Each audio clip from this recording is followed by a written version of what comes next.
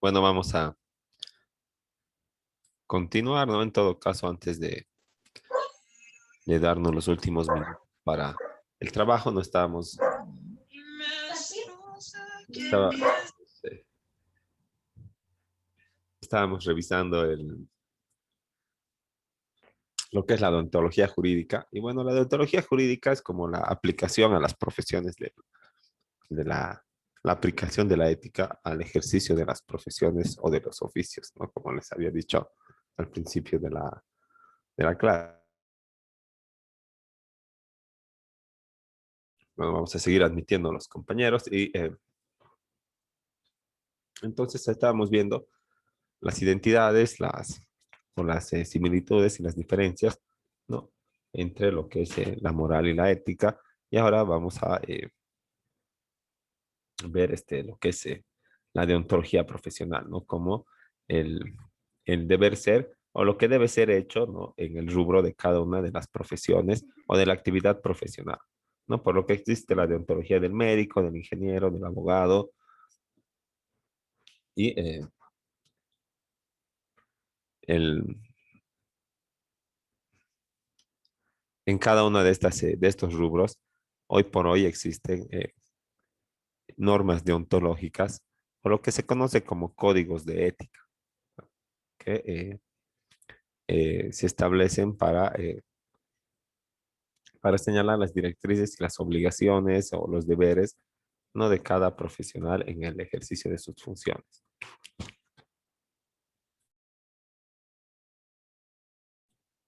Ahora, en este entendido, ¿verdad? De, del campo de lo que debe ser hecho o de cómo debe actuar un profesional, en el campo jurídico, el, el, la, la principal tarea, ¿verdad? Que, que tiene que estar impregnada de deontología, de ética, es sin duda el,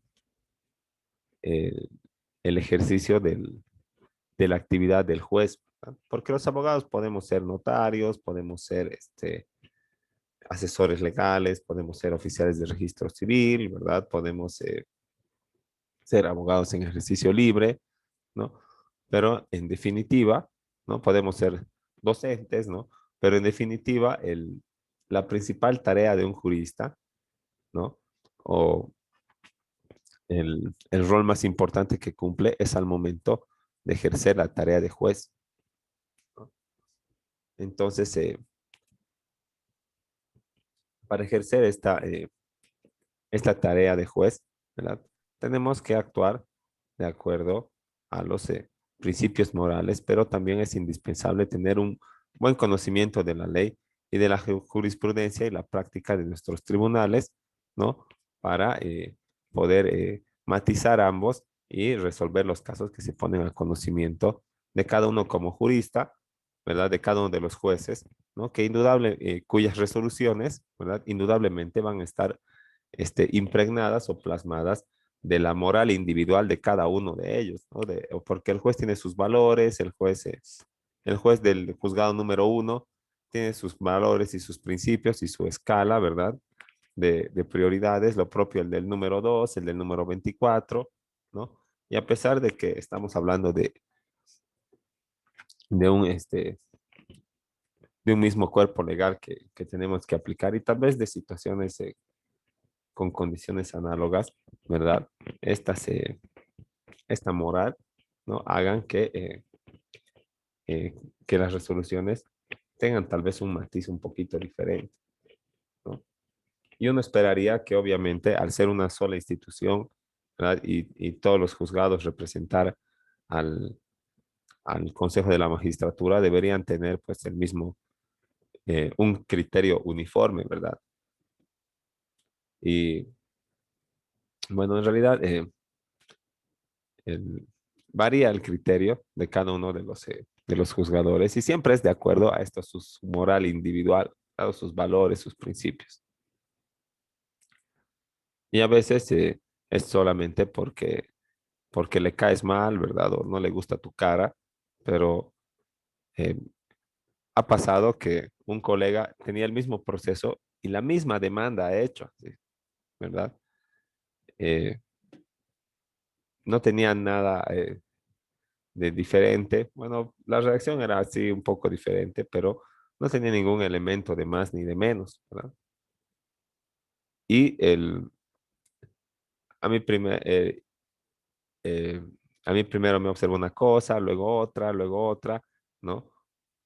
Y vamos a contextualizar, ¿no? Por ejemplo, el proceso era una cosa voluntaria, nada más, no era tan difícil de resolver, ¿no? Cuando tú vas cuando tú tienes una propiedad, puede ser que se equivoquen en el registro, ¿verdad? Nadie es perfecto, ¿no? El funcionario agarra y no le pone bien tu carnet, o de plano no le pone, o tu segundo apellido, ¿verdad? O tu apellido de casada, en el caso de las señoras que tienen, ¿no? O tal vez están mal los datos del inmueble, ¿verdad? Le falta en la manzana, el subdistrito, algo así, ¿no? Entonces tú tienes como, obviamente como propietario el derecho de sanear pues, los datos de tu documentación para ejercer tu derecho propietario, ¿no? Tal vez quieres vender, hipotecar, dar en anticipo de legítima o algo así, ¿no? Entonces, hay un trámite que se llama regularización y hay una ley que lo ampara, que es la ley número 247. Pero la ley dice en su artículo 1 que solamente es para los bienes que están destinados a la vivienda. Pero ¿qué pasa si tú tienes una oficina en un edificio y están mal los datos? No tienes derecho de sanear tu documentación. Sí tienes derecho, ¿verdad? Pero no por la vía administrativa, no por la vía de la ley 247, porque su artículo 1 te impide, ¿verdad? Porque dice solamente para bienes inmuebles destinados a vivienda. Entonces, como de vos no está destinado a vivienda, vas a recurrir al juzgado, ¿no? Y le vas a contar al juez que eres propietario, vas a acompañar tu título de propiedad, vas a acompañar una certificación de la alcaldía con todos los datos correctos, vas a acompañar tu folio real que no tiene algunos datos, ¿no? Y le vas a decir al juez, en resumidas cuentas, señor juez, de la documentación que acompaño va a poder evidenciar que soy propietario de un bien inmueble, con todas sus características, ¿no? De acuerdo a los datos de la certificación del gobierno municipal, ¿no? Se evidencia que el folio real adolece o le falta algunos datos de carácter técnico, ¿verdad? Que son ¿no ve? Los límites, todo de acuerdo a la certificación, ¿verdad? Por lo que de acuerdo al artículo 1 de la ley 247 y viéndome imposibilitado de recurrir a derechos reales de manera directa, ¿no? Solicito a su autoridad declare probada la demanda y ordene derechos reales, la inscripción de los datos correctos de acuerdo a la certificación, ¿no? Nada complicado, ¿verdad? Metemos la demanda y el colega normal, pues ya directo para resolución, bien admitida, todo, ¿no? Eh, yo voy a recoger y me dice, con carácter previo, demándele a derechos reales, ¿no? Pero en un proceso voluntario no hay demandado. Pero bueno, ya vamos a demandar, pues como dice el juez, ¿verdad? Entonces modifica la demanda cumpliendo, ¿no? Eh, presentas el memorial y dice, dando cumplimiento, ¿verdad? A lo ordenado por su autoridad, eh, se hace presente que la demanda se la impone en contra del juez de la Oficina de Derechos Reales del Cercado Cochabamba, ¿verdad? Cuyo registrador es el doctor, ¿no? A quien solicito se notifique a efecto de que se pronuncie en el presente proceso. Presentas eso, o he presentado eso, ¿no? Y después, ¿qué me dice? No, de la revisión de la documentación acompañada, se evidencia que no existe resolución ejecutiva, ¿no? Y plano legalizado, así está. Y entonces agarro y no iba a poder cumplir pues con el plazo de 3 días, ya, por, porque había uno que no estaban entregando, pues sino en una semana, por el cambio de autoridades y todo, ¿no? Entonces le digo eso al juez y le digo que le notifique a la alcaldía para que le conmine, pues a la alcaldía a certificar, ¿no? Y me dice, no habiendo cumplido, se rechaza la demanda, ¿verdad? Y por no haber acompañado dentro del plazo. Si el colega ya está pues en sentencia, todo, y nosotros seguimos pataleando, queriendo ingresar la misma demanda. Y es así que, digamos, siempre está impregnado de una actividad valorativa, ¿no?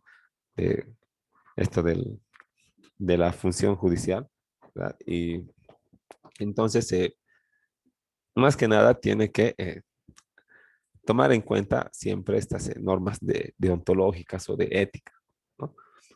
Y estos principios morales del juez, ¿no? El primero, el primerísimo, tiene que ser la imparcialidad, ¿no? Porque sin imparcialidad no hay administración de justicia, pues, ¿no? Sino solamente hay una decisión a favor de una de las partes, ¿verdad? Sin ningún argumento ni justificativo legal ni fáctico, ¿no? Entonces, digamos, para que haya imparcialidad, primero el juez no tiene que deber nada a nadie, ¿no? Lo que quiere decir que su cargo no tiene que estar pues sujeto a, a, a un tinte político, ¿no? Está mal que elijamos con voto a los magistrados del Tribunal Constitucional, ¿verdad? Porque esos cargos tienen que ser pues para el más idóneo, ¿verdad? Para el más capaz. O vos te contratas un mecánico que sabes que no sabe para que te lo arregle tu auto. Te vas a buscar al mejor que puedes pagar, ¿no? ¿Ve? Así debería ser también la función pública. Y si no puede ser imparcial por algunas otras cosas que ya están fuera de su alcance, por ejemplo, que le llegue una demanda en la que su pariente sea uno de los demandados. Tiene los medios para excusarse y para remitir este proceso a otro juzgado, inhibirse, o sea, atarse de pies y manos para no pronunciar nada sobre ese proceso, ¿no? Y se va a otro juzgado y listo, ¿no? Entonces, ahí estaría actuando de manera moralmente correcta, ¿no? Y bueno, como eh, hemos dicho, ¿no? La imparcialidad es el primero de los principios que el juez tiene que cumplir a la hora de ejercer su función, ¿verdad? En apego siempre a las normas deontológicas o a las normas de la ética profesional, ¿no? Entonces, vamos a quedar ahí, ¿no? En estos últimos minutos que tenemos, podemos o pueden en todo caso continuar con el desarrollo del trabajo final. Solamente tenemos, bueno, la siguiente es nuestra última clase y después tenemos el examen que es el 9 de julio, pero en todo caso ustedes tienen exámenes desde el 28 de junio, o sea, desde el próximo lunes y tal vez se les va a ver complicada la realización de este trabajo y de los otros trabajos finales que seguramente también les han encargado a los demás docentes. Así que, eh, bueno, sin más, vamos a quedar ahí, vamos a terminar con esto en la última clase y podemos continuar con el desarrollo del trabajo final y voy a estar nomás aquí conectado, atento a todas sus dudas o consultas que tengan en relación a esto.